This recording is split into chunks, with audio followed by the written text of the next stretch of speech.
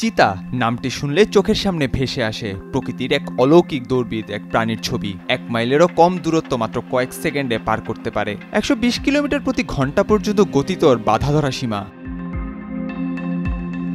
খুব কম মানুষই আছেন যারা চিতা এবং চিতা বাঘের তফাৎটা করতে পারেন। আবার এমন অনেক ওয়েবসাইট ও বইও পাবেন যেখানে ডাঙার দ্রুততম জন্তু হিসেবে চিতা জায়গায় চিতা বাঘ বা লেপার্ডের ছবি ঠাঁই পেয়ে যায়। কিন্তু বাস্তবতা হচ্ছে সম্পূর্ণ ভিন্ন। কেবল একটি শব্দ বাঘ বিস্তর তফাৎ সামনে দাঁড় করিয়ে দেয় এই দুই জীবের।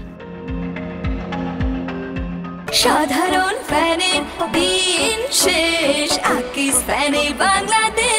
চিতাবাঘের ইংরেজি নাম লেপার্ড, আর চিতাকে বলা হয় চিতা। চিতাবাঘ আর চিতা দুটোর চামড়ার বেলায় হলদে বাদামি জমিনে কালো ফোঁটা রয়েছে। তবে একটু ভালোভাবে লক্ষ্য করলে দেখা যাবে চিতাবাঘের কালো ফোঁটাগুলোর মাঝখানে হলুদ রেখে অনেকটা বলয় রূপ নিলেও চিতার বেলায় মাঝখানে হলুদ চিহ্ন ছাড়া কেবলই রয়েছে কালো ফোঁটা। চিতার নখ সবসময় বেরিয়ে থাকে, যেমনটা কুকুরের ক্ষেত্রে দেখা যায়। চিতাবাঘেরটা বিড়ালের মতো লুকিয়ে থাকে।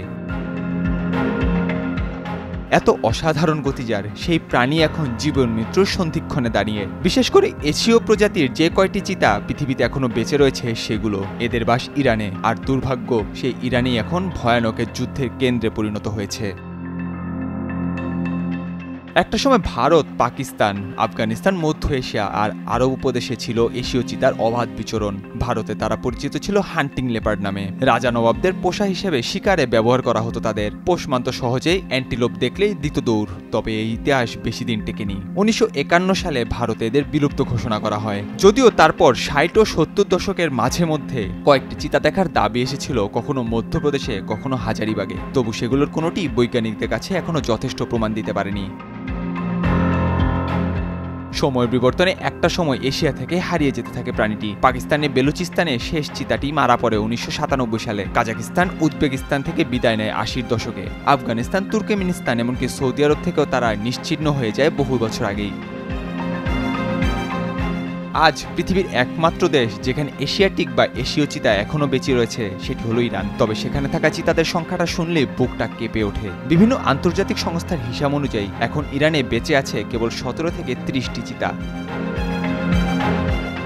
চিতা যুদ্ধ বোঝে না, তার জানার দরকারও নেই। সে শুধু চায় টিকে থাকতে। প্রতিদিন হয়তো নতুন শিকার না পেলে ক্ষুধায় মরবে, কোনোদিন গাড়ির ধাক্কায়, কোনোদিন স্থানীয় রাখালের আক্রমণে। এখন সেই তালিকায় যোগ হলো যুদ্ধবিমান, ক্ষেপণাস্ত্র বিস্ফোরণ আর মানবজাতির সর্বনাশা উচ্চাকাঙ্ক্ষা। তুরান ও মিয়ানদাস্তের পাথুরে পাহাড় আর ধুলোমাখা প্রান্তরে এখন শুধু 17 থেকে 30টি প্রাণ টিকে রয়েছে।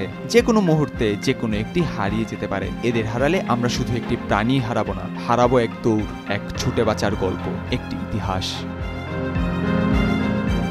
নাহিয়ান আরিফিন, নয়া দিগন্ত।